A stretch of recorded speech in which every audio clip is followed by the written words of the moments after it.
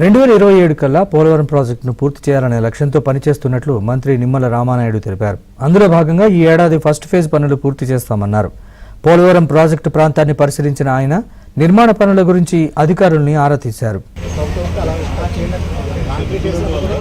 Polavaram project 2027కి ఏదైతే పూర్తి చేయాలని లక్ష్యం పెట్టుకున్నామో మరి దానికి అనుగుణంగానే ఫస్ట్ ఫేజ్ 1.15 మీటర్స్ R&R ఏదైతే ఉందో అది ఈ 2025లోనే అవి క్లియర్ చేసుకుని దానికి సంబంధించిన కాలనీలు కూడా, ఎందుకంటే పునరావాస కాలనీలు కూడా 19లో మనం కట్టినటువంటి కాలనీలే తప్ప తర్వాత 5 సంవత్సరాల జగన్ పాలనలో కనీసం ఒక అరబస్తా సిమెంట్ కూడా ఆ పునరావాస కాలనీలు లేవు.